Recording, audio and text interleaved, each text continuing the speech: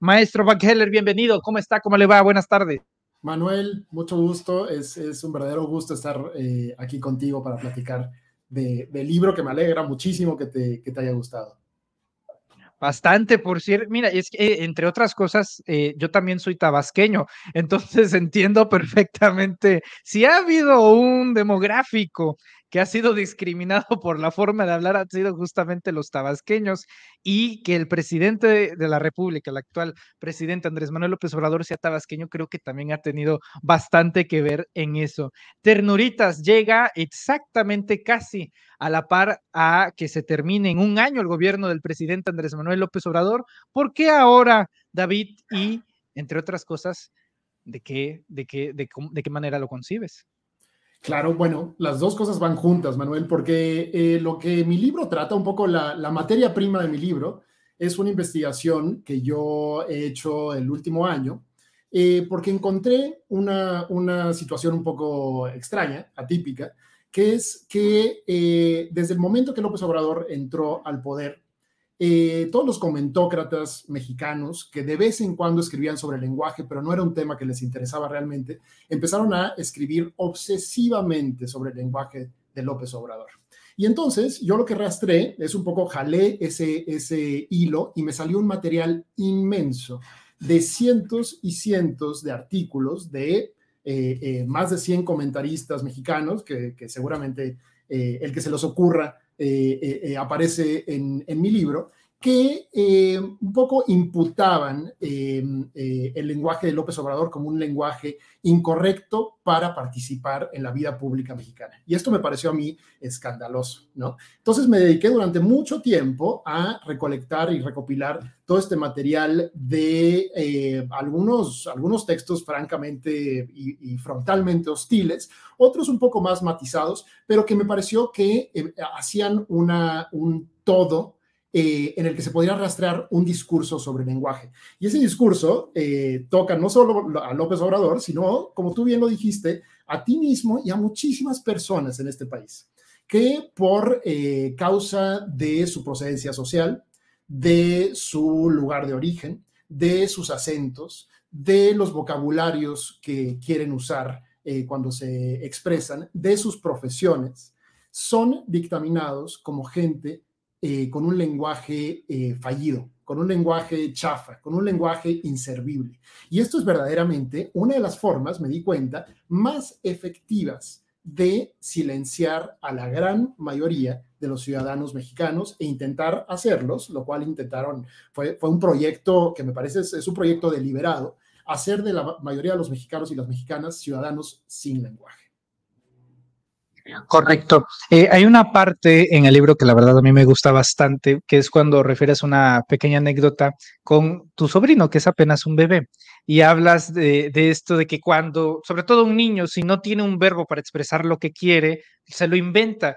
Y varios de nosotros hemos llegado a la conclusión que no solamente desde niños, muchos todavía hasta en la adultez y en la vejez, el mexicano toma el lenguaje y lo transforma a como le convenga, esa es la verdad. Ahora, yo también he visto, de repente es esta clase intelectual tradicionalista que ha dicho, es que Andrés Manuel López Obrador realmente no piensa así, ni habla así porque así habla el pueblo y lo hace para conectar con la gente, como si fuese una especie de disfraz para manipular y tomar a las masas como se le antoje. Andrés Manuel habla como y es como es porque eso es lo que le agrada a la gente y ergo es una especie de populismo orwelliano, unas cosas que la verdad están terribles. ¿Cómo ves esto, David? Es muy, muy interesante lo que dices, Manuel, porque sus opositores tienen una idea de que siempre que hablamos, hablamos de manera un poco impostada. Están tan acostumbrados a tener campañas dirigidas por grandes empresas que un poco no entienden cómo funciona la espontaneidad del lenguaje. Y la espontaneidad del lenguaje no funciona simplemente lanzándose a hablar como a uno se le ocurra, sino construyendo vocabularios, construyendo maneras de hablar. Y es más que evidente que López Obrador ha construido un discurso y una manera de hablar. Y en esta manera de hablar se cuelan muy diferentes fuentes, muy diferentes vocabularios, y es evidente que es un lenguaje una mezcla de deliberación y creación. Y entonces, ahora que refieres a estas páginas donde cuento cómo los niños inventan lenguaje, la verdad es que esta fascinación por inventar lenguaje es una cosa muy natural para los seres humanos, ¿no? Y López Obrador participa de esta invención de una manera, a mí me parece brillante, e intento en el libro detallar por qué es tan efectiva, por qué es tan creativa, por qué tiene tan buen sentido del humor, por qué tiene tan buen oído para la forma en la que los mexicanos y las mexicanas hablamos.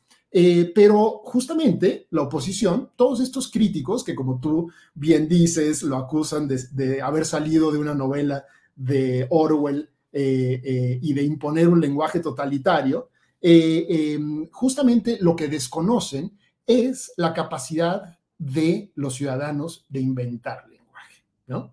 Y entonces lo acusan de hablar un pequeñol o un amloañol o una neolengua, ¿no? Y se burlan de él, cuando la realidad es que lo que nos gusta escuchar es el lenguaje creativo, ¿no? Lo que nos gusta escuchar es el lenguaje que incorpora novedades y que incorpora sorpresas, que usa ritmos desacostumbrados, ese es el lenguaje verdaderamente que funciona en la política. Y la derecha no ha entendido que ese lenguaje no se compra con una serie de asesores, sino se construye a través de un proyecto político que justamente tiene una idea de lenguaje más incluyente, más democrática y más libre, ¿no? Menos reprimida y menos represiva.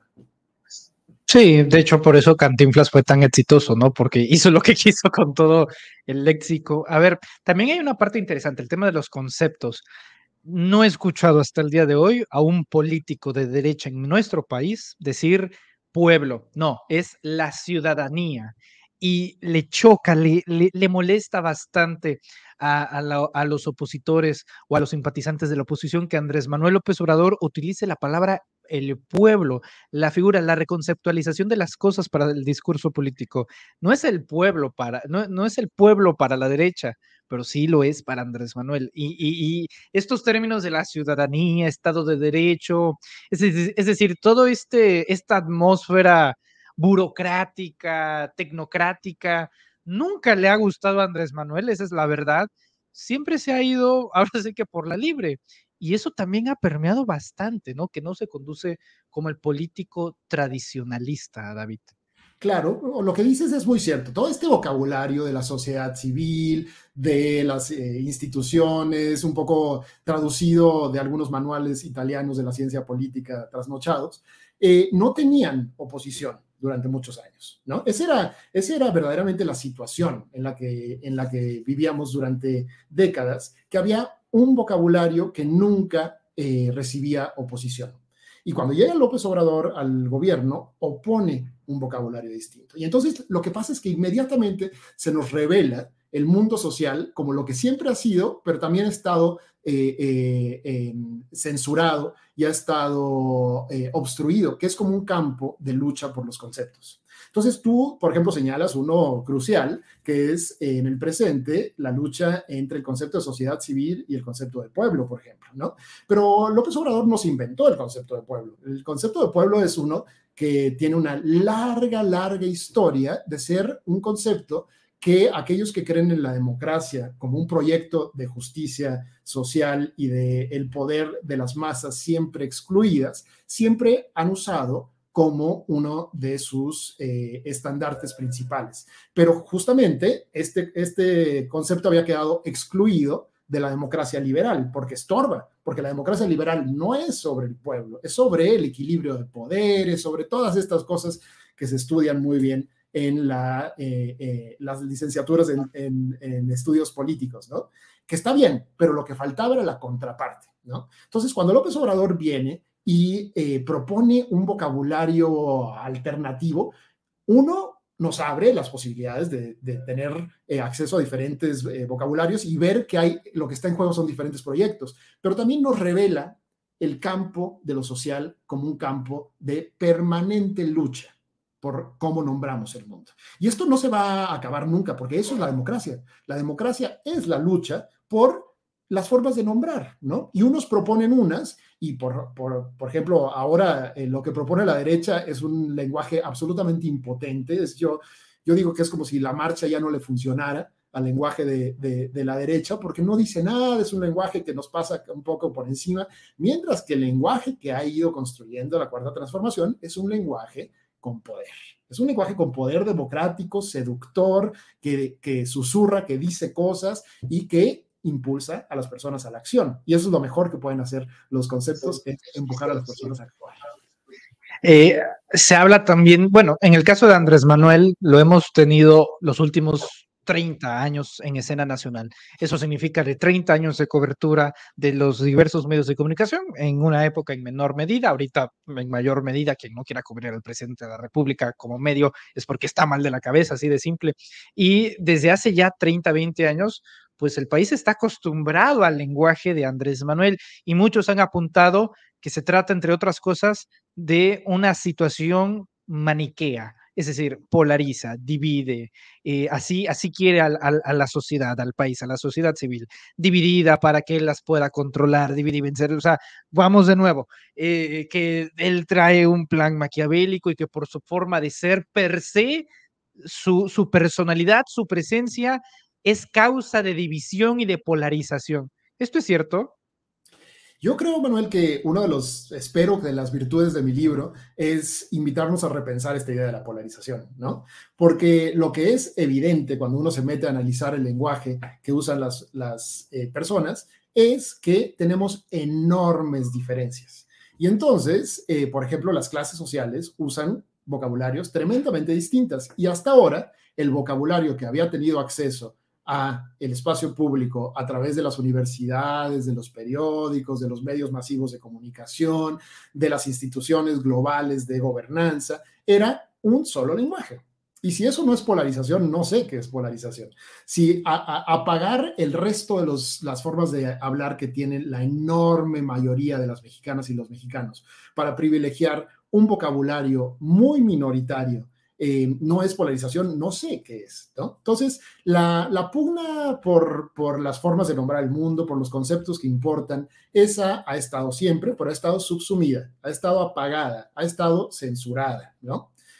Ahora, en una transformación democrática como la que estamos viviendo, lo que pasa es que esto se nos pone en primer plano. Y esto es lo que realmente a los intelectuales y comentócratas de derecha, me parece que eso es lo que encuentro en el libro, realmente les molesta, que son impugnados por primera vez. Y por primera vez alguien les dice, y alguien no es solo López Obrador, sino son muchos millones de mexicanas y mexicanos, yo tengo otra propuesta de cómo nombrar el mundo, yo tengo otras ideas, yo tengo otros conceptos. Y por supuesto, su reacción es decir, están polarizando, ¿no? Están dividiendo, cuando lo que está pasando es que se explicitan las divisiones profundísimas que existen en el país, que son divisiones materiales y no simplemente divisiones conceptuales, ¿no? Y que llevan hace más de 500 años, pero jamás les ha interesado en profundizar en materia histórica. López Obrador también educa, David. ¿Por qué te lo pregunto? Antes de 2018 no estaba para nada dentro del debate público nacional palabras como neoliberalismo, oligarquía, cleptócratas, nada. O sea, eso no sé, tecnócratas mucho menos, cero, cero, cero, cero, cero. No estaba dentro del debate y es a partir de las conferencias matutinas de manera diaria, permanente, constante, que por lo menos una vez al día dice la palabra neoliberal. Y uno se pregunta, ¿pero qué es el neoliberalismo? Y eventualmente lo saben, que forma parte de un modelo económico, tururú, tururú, y ya ahí se causa el fenómeno de lo que él llama politización. Te pregunto, a través de este discurso de López Obrador, que lo has estudiado con detalle milimétrico, ¿también educa o adoctrina, como lo acusan los adversarios? Muy interesante pregunta, Manuel. Yo lo que encuentro en el libro, una de las cosas que encuentro es que muchas veces López Obrador y sus críticos hacen lo mismo, ¿no? Por ejemplo, todo el mundo quiere que su lenguaje sea aceptado por la gran mayoría de los que lo oyen. Una de las diferencias principales entre López Obrador y estos otros hablantes es que López Obrador hace explícito lo que quiere hacer. Y entonces él dice, la mía es una labor de predicador cívico, ¿no? La mía es una labor educativa. Yo repito y repito estos conceptos como neoliberalismo, como tú bien dijiste, porque mi proyecto implica una revolución de las conciencias, ¿no? Entonces, no esconde lo que está haciendo López Obrador, es claro, sus cartas están afuera. Yo estoy haciendo esto. Mientras que la contraparte es absolutamente distinta, porque no dice lo que está haciendo, pero repite y repite y repite también una serie de conceptos, por ejemplo, populismo y, por ejemplo, la que acabamos de nombrar, polarización, ¿no? Pero no dicen nunca, dicen, este es un proyecto educativo, lo mío es predicación cívica, en lo absoluto. Hablan como si su discurso fuera el único. Y esto es una enorme diferencia porque el proyecto explícito de López Obrador es compatible con la democracia, porque dice, este es mi proyecto, si hay otro que les gusta más, pues entonces ese será el triunfador, ¿no? Mientras que esta forma un poco mañosa, tramposa, de imponer conceptos, metiéndolos hasta en la sopa, hasta en la última columna de opinión, se habla de populismo, un poquito va a la baja ahora porque no agarra como tendría que haber agarrado, ¿no? Entonces, sin lugar a duda, creo que el proyecto de López Obrador es un proyecto didáctico, politizador. Diría yo que lo más importante que intenta es politizar a las personas a través de un uso explícito del lenguaje, ¿no? Dice, estos son los conceptos que yo les ofrezco, así yo interpreto el mundo, y lo que resulta es que la gran mayoría de las mexicanas y los mexicanos pues estamos más o menos de acuerdo en que son conceptos útiles, precisos, en este momento histórico, son los conceptos que nos explican mejor, como tú bien dijiste además, no solo el presente, sino la historia de nuestro país, ¿no? David, una pregunta que no necesariamente está implícita en el libro, pero sí en el momento, hablar como el pueblo. ¿Por qué funciona tan bien con Andrés Manuel López Obrador y por qué le ha ido tan mal a Xóchitl Gálvez en esa dinámica de hablar como el pueblo? Digo, en el caso de Xóchitl con groserías, Andrés Manuel nunca ha sido explícitamente grosero, sí irónico, satírico, burlón a veces cuando quiere serlo, pero no salía con leperaz ni groserías como la hace Xóchitl, donde explícitamente saca güeyes y señores, o sea, una situación bastante bizarra la de Xóchitl. ¿Por qué funciona con Andrés Manuel y con Xóchitl no?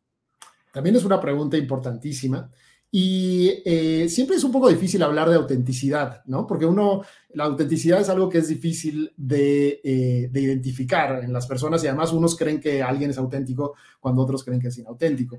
Pero yo lo que encuentro es que López Obrador es coherente y entonces habla este lenguaje que ha ido construyendo, pero lo habla no solo de la boca para afuera cuando está hablando, por ejemplo, en meetings masivos, sino que también lo usa para gobernar, lo usa para hablar de economía, lo usa para hacer relaciones internacionales, por ejemplo, cuando manda cartas a los eurodiputados, escribe en este mismo lenguaje. Entonces, realmente tiene un proyecto lingüístico en el que quiere construir un discurso que funcione siempre y por supuesto es versátil porque todos hablamos diferente según con quién estamos hablando, ¿no? Si yo estuviera en una junta con colegas de la universidad, seguramente mi lenguaje sería distinto. Y con Xóchitl y estos otros personajes funciona algo muy interesante que yo llamo esquizofrenia lingüística, que es que cuando les conviene sueltan estos 3, 4 palabras que parecen muy populares, populacheras, que intentan conectar, pero cuando realmente importa cómo uno hablan un lenguaje completamente distinto. Son como el Dr. Jekyll y Mr. Hyde. Son capaces de hablar un lenguaje muy vulgar cuando están frente a las cámaras, pero si llegaran al poder, le entregarían el discurso a los que siempre lo han tenido. No habría el más mínimo cambio o una continuidad con el proyecto lingüístico democrático de que las personas podemos hacer política con otros lenguajes, ¿no? Entonces, es una cuestión, me parece, de coherencia. Por una parte, López Obrador propone un lenguaje con el cual se puede hacer la vida entera, y al revés, lo que dice es, abrámonos a los diferentes lenguajes que se hablan en México, mientras que estos otros intentan provocar, ganar votos pareciendo gente muy, muy normal y muy cercana, pero en realidad los lenguajes en los que confían para todo lo que importa en esta vida, que es hacer cultura, arte, leyes, organizar el trabajo, organizar todas las cuestiones importantes, estarían más que dispuestos a renunciar a cualquier tipo de vocabulario y entregárselo, por ejemplo, a los tecnócratas, a los expertos, a los que sí tienen derecho a hablar. David Buckheller, yo te agradezco mucho tu tiempo, tu presencia y tu análisis. Ternuritas, el linchamiento lingüístico de AMLO, un libro escrito por el profesor David Buckheller e ilustrado, que esto es, decir, de por sí ya es bueno, un plus por los maestros Hernández y Rapé. Editorial El Chamuco ya disponible. David, como te podrás imaginar, en el chat en vivo nos están preguntando en dónde pueden conseguir el libro, si está en Amazon, si en dónde está, en dónde lo podrán ver, porque pues ya lo quieren buscar, ya lo quieren comprar, Ternuritas. Justamente, así que cuéntanos la información, por favor, en dónde podemos encontrar tu más reciente publicación. Está recién salido de la imprenta, Manuel, y ayer estuve paseándome por las librerías y ya lo empecé a ver. Entonces, esta semana estará en todas las librerías, en el Sótano, en el Péndulo, en Gandhi, pero también está a la venta en la tienda de la página del Chamuco. Y si lo quieren pedir para que llegue hasta sus casas, esa es una buena posibilidad, pero va a estar muy bien distribuido. Entonces, donde sea que acostumbran a ir a buscar los libros, ahí lo encontrarán, y si quieren que les llegue hasta su casa, seguramente la mejor opción es a través de la tienda del Chamuco.